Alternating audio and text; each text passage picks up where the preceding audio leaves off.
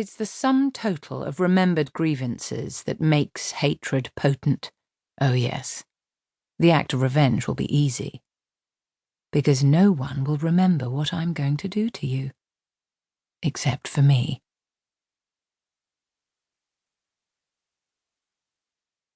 Happiness is a process. Unhappiness is a state. Diary of Mark Henry Evans. Chapter 1. Clare. A man is whimpering in the kitchen. He's also blocking my way to the marble counter where my iDiary lies, its diode still flashing electric purple.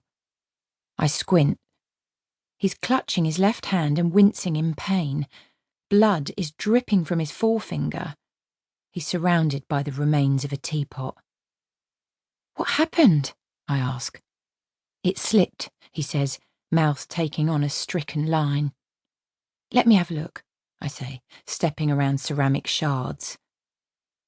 As I move towards him, the gold ring on his left hand mocks me with a sharp glint. It causes the main facts I've learnt about my husband over the years to spin back to mind. Name: Mark Henry Evans. Age: 45.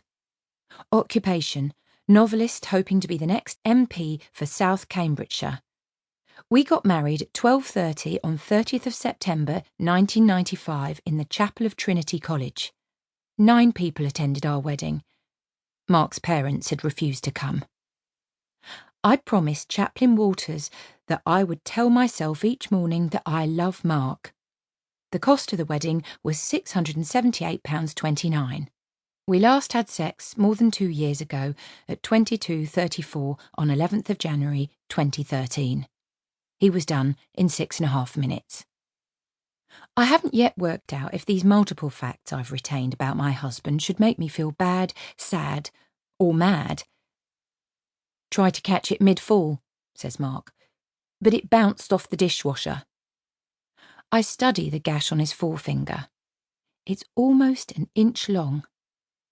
I lift my eyes to Mark's face, taking in the heavy creases above his brow, the troubled wrinkles fanning out from the corners of his eyes, his twisted lips. I remember him tossing about in bed last night as if he were being pursued by something in his dreams. "Looks nasty," I say. "I'll get a plaster." Turning my back on him, I hurry up the stairs.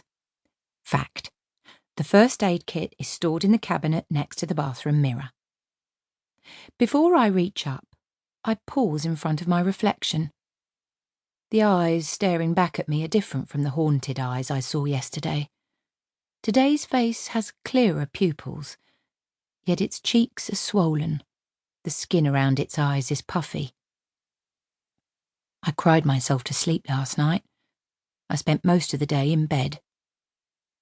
I wonder why. I stare hard at the distended image in the mirror, willing the relevant facts to come to my mind. But the reasons behind yesterday's misery are flitting beyond reach, like the wings of an elusive butterfly.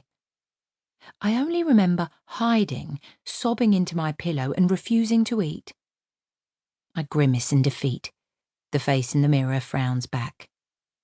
Yesterday's unhappiness must have been caused by something that happened 2 days ago. But what? I don't recall what occurred the day before yesterday, because I can't. I only remember what happened yesterday. My husband needs me, I tell myself with a sigh. I remove the kit from the cabinet and head downstairs. Mark is sitting at the kitchen table, nursing the injured finger in his right hand. His lips are still pulled back in a tortured grimace. "Let me see to it," I say, opening the kit. Mark winces as I wipe the blood away with a cotton swab. The cut's much deeper than I thought. I ought to disinfect it first. I pull out a small bottle of antiseptic and uncork its stopper. No need to fuss. I'm not having you walking around with an infected finger. It's just a small cut. I ignore Mark. I dab a generous amount of antiseptic on the wound, he winces again, and wind a plaster.